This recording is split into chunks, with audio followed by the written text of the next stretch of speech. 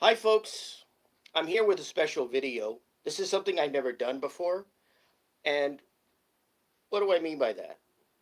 Well, I have, as you can tell from the title of this live or live stream, I have a brand new article that's out on Substack, on my Substack.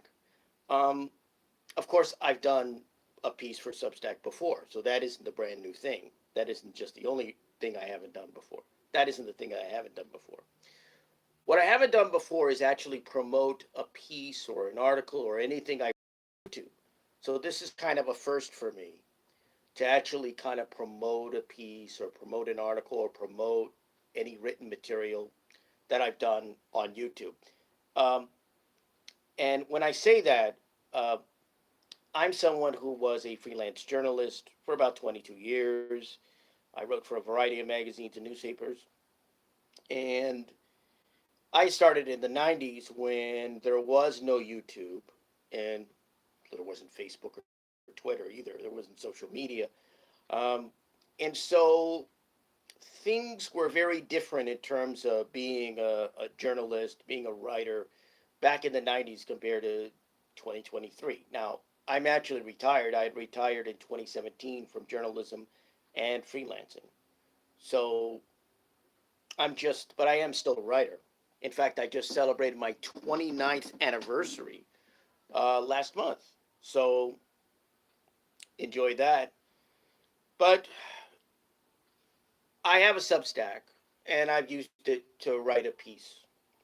And so I decided to write another piece for my Substack, and so that's what I'm here to promote. And so again, because things are different, and when I say things are different, what I mean is, as I mentioned before, I started my career when I was a journalist in the 90s. There, and of course, there wasn't YouTube and social media, so you couldn't have the kind of access to media other than if you were interviewed on a radio show or in a local TV or national TV. You couldn't really have access to different kinds of media.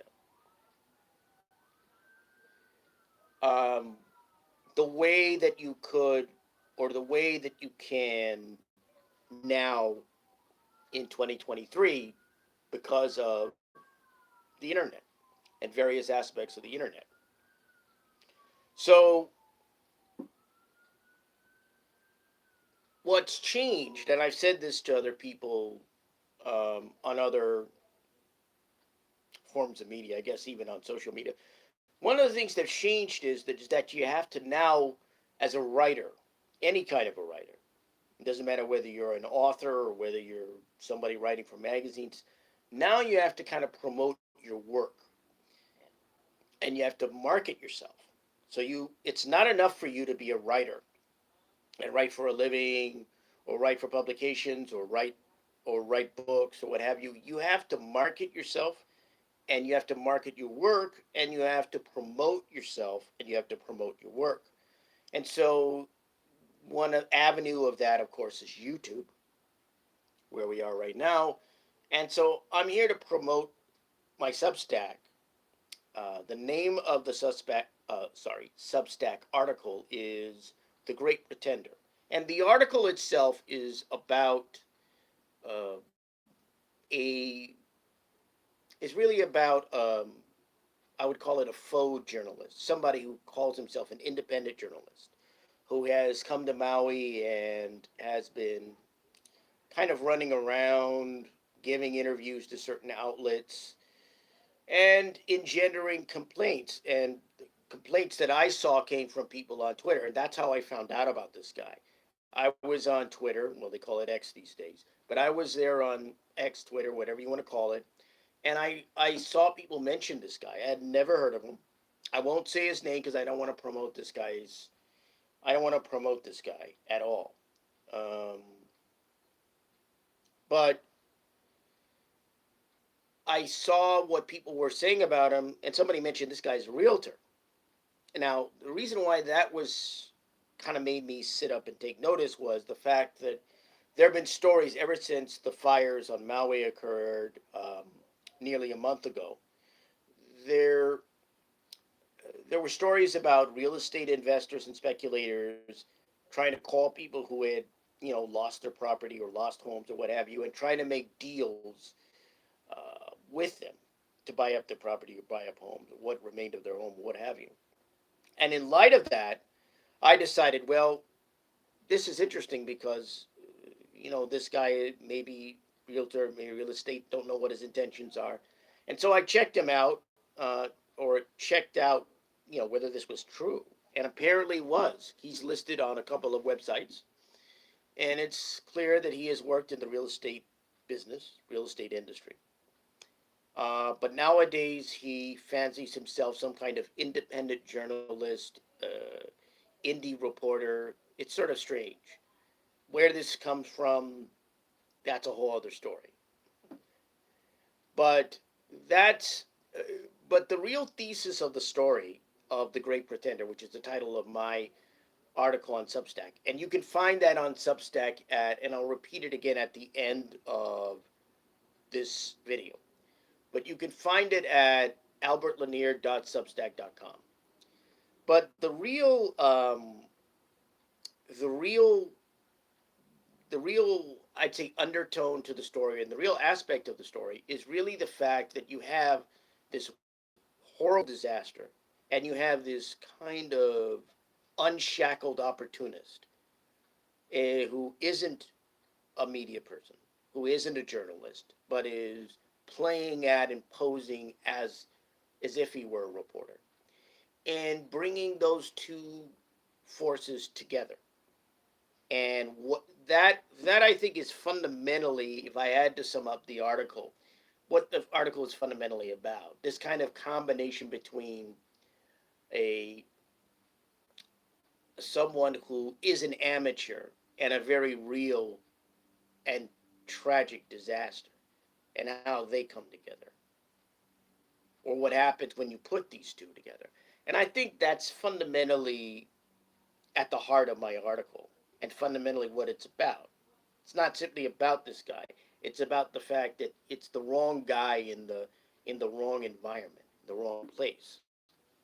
And so it was a piece uh, that was unexpected for me. I wasn't looking to write anything. As I mentioned before, I had a career as a freelance journalist and writer. I've been retired for 6 years. I did write a blog for about 4 years, but my blog ended in 2022. Um, and I hadn't used my Substack in a little while. And so I really didn't expect to be writing a piece. Certainly wouldn't have expected to write a piece about this guy. I mean, frankly, I didn't want to write about it. But I really saw that nobody was really kind of dealing with this guy. I think for logical reasons.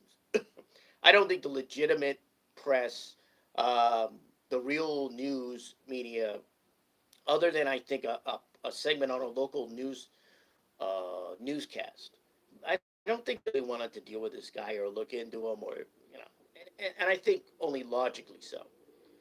But I got over my hesitation. I thought, okay, I'll take a chance. I'll write this piece and do this. And the result again is the Great Defender. Um, so you can check it out at, and it's actually in the at the top of the thumbnail. Hopefully, it can still show here on YouTube, but it's at the top of the thumbnail. It's albertlanier.substack.com. That's albertlanier.substack.com. I have a couple of promos that are out in regards to the Substack piece and then the Substack in general. You could take a look if you haven't.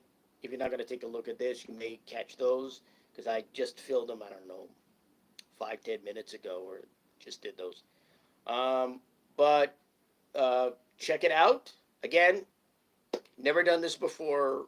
I hate to keep it brand new to me promoting a piece on YouTube or promoting anything I've written on YouTube. So, but near the end of my promotion, because I've been putting this out on social media, and finally arrived at the kind of the end of the promotion, which is what this. I hate to say the end of the line, but end of the line.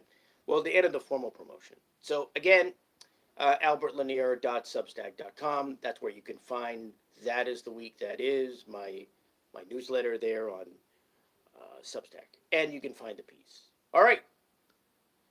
Thank you for watching. And check out the piece on Substack. Goodbye, folks.